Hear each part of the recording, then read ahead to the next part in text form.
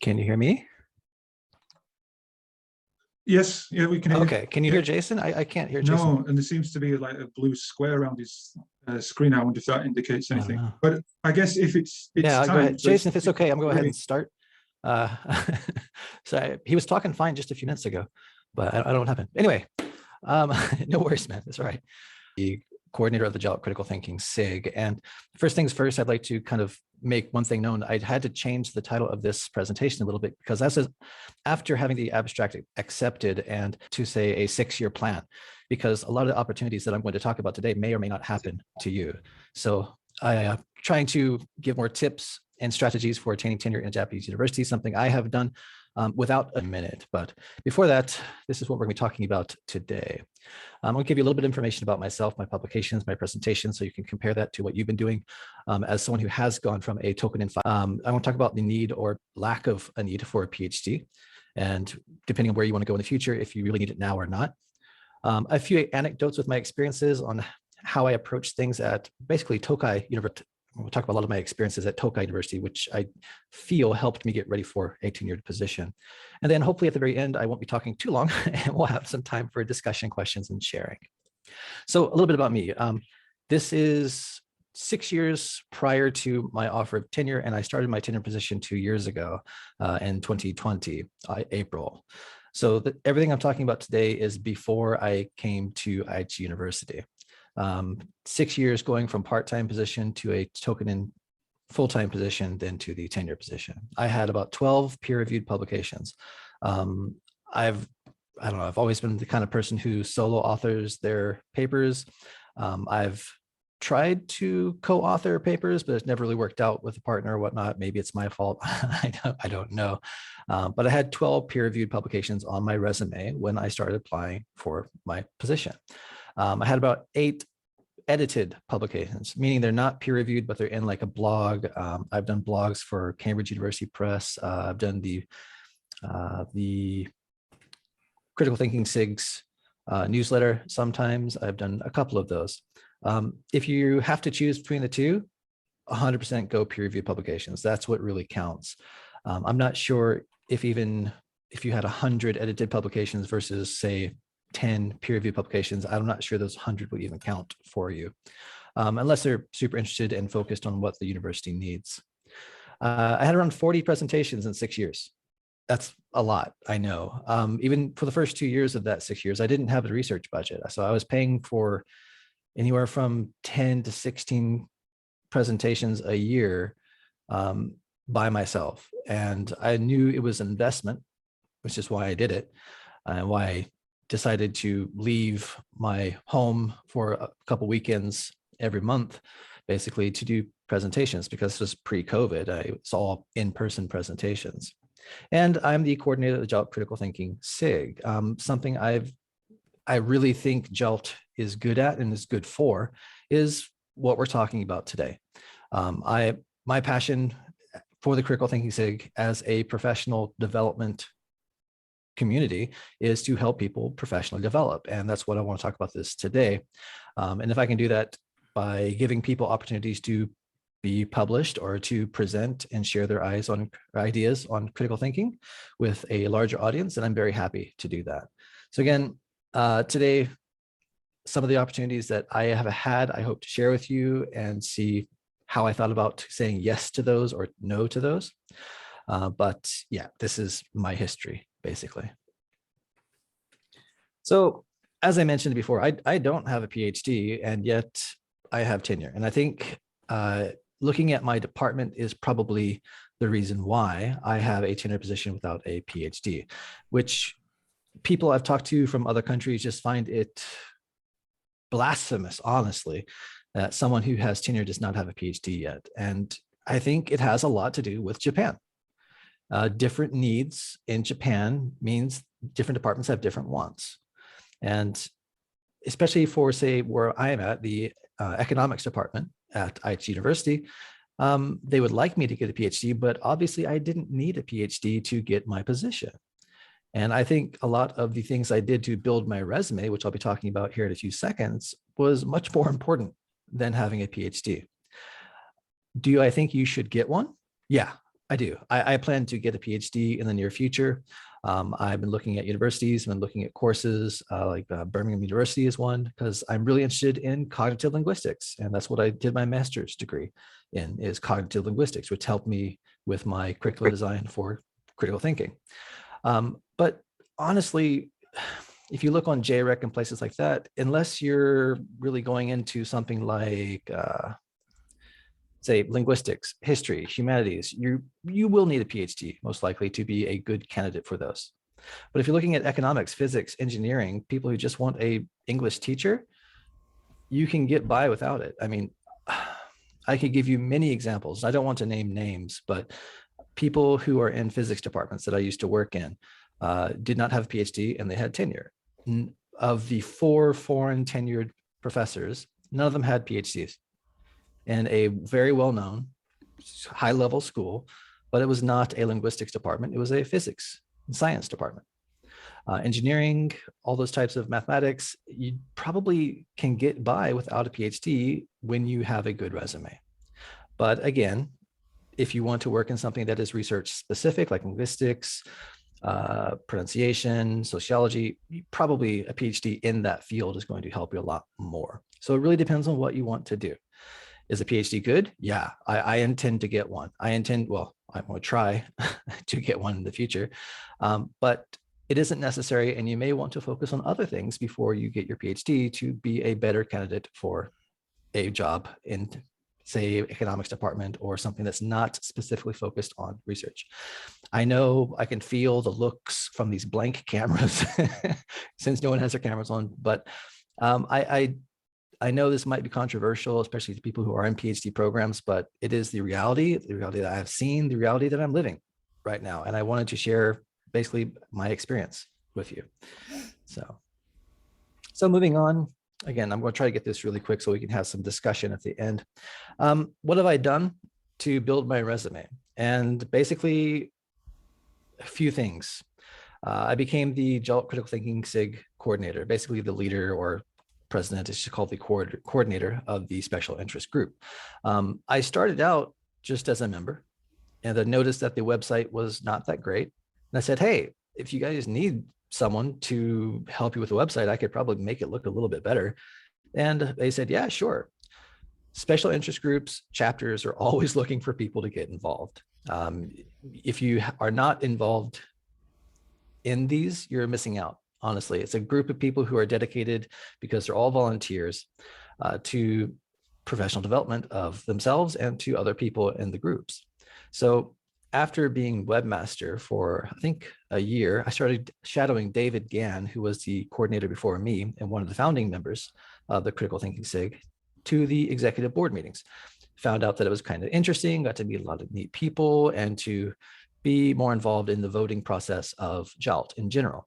And then when he decided to do some more studies, I took over as the coordinator of the SIG. And since then, I think being a active member of the special interest group has given me many opportunities. So I would encourage you to get involved with JALT, either through chapter level or SIG level as an officer, or even as a member at large, just helping out where you can. It will help you in your job and help you build that resume. I was the co-leader of the reading and writing curriculum at Tokai University. I got this because I think, one, I was interested in other people's research. I shared my research results. I was very interested in critical thinking, high order thinking skills, and test strategies. And I asked one of the leaders of the reading and writing, said, hey, can I get my scores for my students when I was a part-time teacher? And they said, sure. And it turns out my students did a little bit better because of what I was doing in my classroom. And from that sharing of ideas and asking people of sharing what I did in my class with the people there, they gave me the opportunity to be a co-leader of the reading and writing curriculum. So if you're interested in what is happening in the school, share your ideas. And I'll come to back to that idea here in a second. But if you share your ideas with the people above you, and with the idea of expecting nothing in return, you might be getting opportunities. And again, might. I'm not promising anything. That's why I changed the title of this presentation. I became the leader of the curriculum redesign for reading and writing at Tokai University, just again by sharing ideas. The Japanese co-leader happened to be my roommate, my office mate at Tokai University. And I was lucky enough to just kind of, hey, look over to my left, say, hey, what do you think about this? And from that, develop into, well, would you like to help design? And from that, he got busy, and I basically, with the team at the reading and writing curriculum team at Tokai University, designed the new curriculum at Tokai, which I think is starting to be phased out, and another new curriculum's coming in because they like to change things there. I've been a presenter, as you know, lots and lots of presentations on critical thinking. So trying to make myself something of a, I hate using the word expert because I do not feel like I'm an expert on critical thinking methodology or curriculum design, but someone who's very interested in sharing their ideas when it comes to critical thinking and critical thinking methodology or curriculum design. So the more presentations I could do, the better. And I really felt that it helped my resume a lot, getting a lot of those presentations on there. And when you do presentations, you have opportunities to publish as well. So get out there, share your ideas, meet people. I've been a consultant on textbooks. I'm actually one of the authors of an upcoming high school textbook that integrates critical thinking. So if you have an opportunity to make friends with, say, Cambridge University Press, Oxford University Press, Atama eBooks, the people who come and visit your school are good people. Too many times I've seen my coworkers say, oh, I don't want to talk to them.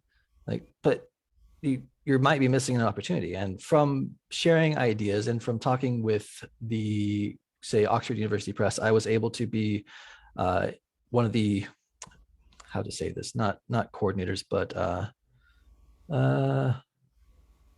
one of the advisors, I guess you could say, for Q Skills. And through my contacts at CUP, at Cambridge University Press, I've had many opportunities to share my ideas through critical thinking because I became very well-versed in the Unlock textbook by customizing it for Tokai University's curriculum, part of that curriculum design.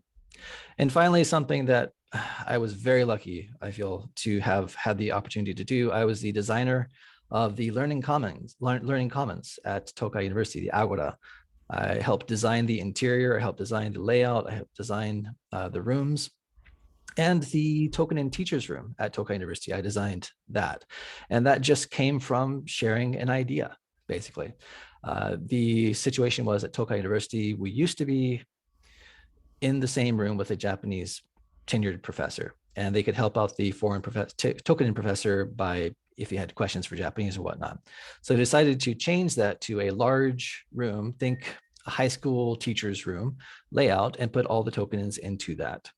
And no one was happy about that. So I decided, well, I know a little bit of Adobe Illustrator. I'll just put something crappy together and say, hey, what about this? I gave it to the chair of the department, and next thing I knew, they asked me, would you like to help design the Learning Commons, and can you help share ideas to the president of what the Token and Teachers Room should be? One aside here is you might not be making friends with these types of activities, because I got a lot of flack from designing the teachers room at Tokai University, and of course from being a leader of the curriculum. Part-time teachers, even full-time teachers, look at the leaders as people in charge. It's your responsibility, and you won't be making friends sometimes, and you have to be okay with that.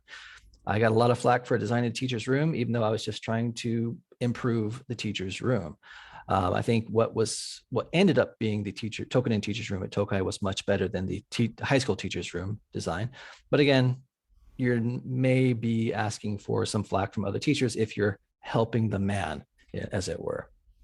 But that's a price of helping out the school, I guess. Finally, a few final tips before I finish, and we should have time for some discussion. Be friendly and professional. I mean, there's one person, I won't say their gender or their name, but the first time I met them, they said, hi, my name is so-so, and I'm an asshole, and I'm okay with that. What are you supposed to do with that? I mean, if you are not nice to your coworkers, then how do you expect to be promoted if you're not nice to people? If people don't want to work with you, how can you build your resume, basically? Charlie Robinson, not the person I was talking about. Charlie Robinson at Aoyamagakuin is an excellent person. He gave me some great advice at the beginning of my trip toward tenure. He said, don't join a clique. Don't join a faction. You'll see them. Any department's going to have them. Don't alienate yourself from people in your department, because if you do, you might be making enemies, and you don't want to do that. Moving on from that is, don't jump on the negative bandwagon. I mean, you probably all have someone in your department that people don't like. That one person that people don't like, everyone dislikes working with, can't stand. Be nice to them. You never know. I mean, that person could come back later on because you were actually friendly and professional with them instead of like shunning them the whole time. They might actually give you an opportunity to publish or to present or to something else. You never know. So I think it's easy to jump on the bandwagon when everyone else is like, oh, I don't like that person. It's like, oh, okay, I won't talk to them. Why not? Be friendly, be professional. And finally, be helpful. Everything I did, from sharing ideas, sharing crappy drawings of teachers' rooms, was all about being helpful to the school, going outside of my way to, or outside of my job description, really, not just teaching, not just publishing, not just that, but actually doing things, trying to better the school, basically. And if I could, even in a small way, better the school through what I did, well, I knew that was building my resume. That's giving me opportunities. And it has given me opportunities to do things that others have not, because instead of just complaining about the teacher's room, I actually drew up a crappy little drawing, which gave me the opportunity to actually design and be utterly disappointed when the budget actually comes out. But anyway, I hope this was helpful to you. I know we only had a very little time. I wish I had like an hour to go into more depth in this kind of things, but I did want to hear questions and any kind of concerns you may have. So with that, thank you very much for listening. I wish I had more time to go into more depth, but if you do have any questions, please unmic yourself. I'd be happy to answer any questions you may have, or if you have a story to share. I mean, it might be helpful to somebody else. So thank you so much. Thank you so much, James. We can hear you. Oh, good. Now I was able to get it fixed. Let's open it up for questions. Thank you so much for that great presentation. Anybody, if you would like to speak up, go ahead and unmic. And if you don't want to be on camera, you don't have to put yourself on camera.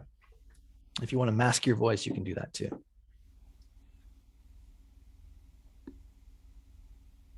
I just got a comment and a quick question, although my question is slightly off topic. It's all right.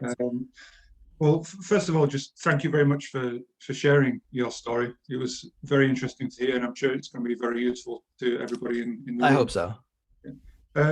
My question is, I'm just curious about the Learning Commons room.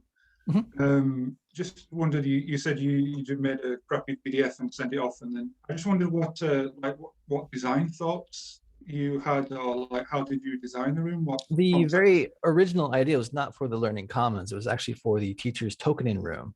The tokening teachers were the teachers who were full-time teachers but limited on their contract to 5 or 6 years. Previously, they had semi-private offices shared with a Japanese professor, but they were moving them all into one room on the first floor. The original idea that they shared in the teachers' meeting was this big high school teachers open, just a desk basically. And when you're doing things like entrance exams, you can't have that. And at Tokai, they were making entrance exams and things like that, stuff that students or other teachers probably shouldn't see. So I went into Adobe Illustrator, which is basically I drew a bunch of boxes and lines that had a similar shape to what they showed us on the blueprint, and gave it to the chair and said, hey, in about the same amount of space, you could still have the same number of people and cubicles, which would give them more privacy. And from that, they said, well, would you be interested in helping out with the Learning Commons designs? And then from that, I actually learned how to do like 3D modeling. I went into Google, what's it called? Google something, which is a free online 3D like space design, and then made up designs. And they said, well, if you can do that, could you sit in on the meetings? And all the meetings were Japanese, and just kind of built up from there. And me trying to be helpful instead of just complaining gave me that opportunity. So I just kind of built from there. Again, that's one of the reasons why I had to change the title of this. It's not something that someone could plan for over 6 years, but being open to the idea of helping and not just doing my job, I think gave me that opportunity to do something and to put something incredibly unique on my resume. Great, thank you. Yeah. Anyone else? Thank you. And Nick, I believe that the Google modeling software is Google SketchUp. Is that right? Yeah, that's it. Okay. That's it. Thank you. This is years ago, so I could not remember. I found Adobe Illustrator really easy to work with, though, because you can actually move it to like millimeters, and it's easy to go from meters to millimeters. You can do 1 to 1 or 1 to 100 scale, 1 to 1000 scale. So it was easy to plan things out. Sorry, I don't want to monopolize the time, but I do have another question. If Yeah, go for it. nobody else does. I just wondered if you're involved in any hiring of teachers now, and if you are, like, how do you look at teachers? Is it in the same way as you've been talking about? I'm still quite new at IH University, and I started there at the beginning of the pandemic. So we actually haven't had many interviews, and people are kind of just hunkered down. I have been in the past, but I am not currently. But if I were currently looking at resumes and whatnot, then yeah, of course I would be looking at these types of things. And if people are actually going outside of their job description, and that, yeah, it just shows a level of professionalism and involvement and dedication to a school. That's something that I would want at my school. Yeah. Thank you. I've got one question. Yeah, sure. The question, I guess, would be with a follow-up question would be, what's the next step? Let's say you have somebody who has been on this part-time circuit, and they've been doing contract gigs for a long time, and finally they've been able to get tenure, and they're stepping in there after moving from the very different contract environment, and now suddenly they are tenured. What changes immediately? I play more golf. No, I'm joking. For me, again, it's really hard for me to say because it's been such a strange situation with the pandemic. I am, as of this year, starting to take over the curriculum redesign for the speaking and listening types of classes at IH University. And not really lead, but kind of just, we have a group of teachers that we're sharing ideas. I'm just kind of the person who organizes the ideas. I don't want to call myself a quote unquote leader because we're having everyone's ideas shared equally. I'm just the person who holds the meetings, I guess you could say. So more or less what I was doing before, but less of the presentations, less of the, still about the same number of publications, but I've done a lot less presentations.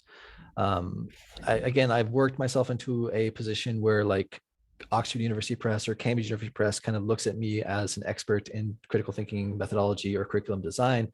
So I can kind of hopefully rely on them to give me 1 or 2 good presentations, invited presentations a year. And that, again, I think comes from being the coordinator of the critical thinking SIG. If you are a quote unquote leader of a special interest group, you must be an expert. Even though I think of myself more as an enthusiast of critical thinking rather than an expert, because there's so much to think about when it comes to critical thinking and curriculum design. Again, I've had the opportunity through Tokai and things like that to do curriculum design for critical thinking, but I can only share my experiences. So more of the same, but hopefully less of it, and more time for family and more time for me. Well, thank you very much. I think we're at the end of our time. So can we maybe unmute for a minute and get a round of applause for James Dunn? Thank you very much for your presentation. Thank you for having me. If you do have any further questions that you did want to say, you can email me down. My email is down at the bottom down there, james.d.dunn@outlook.com. I'm happy to reach out. I mean, that's why I joined JELT, is to help people. Thank you so much. Thank you for being here. Much appreciated. All right, I'm going to stop the recording.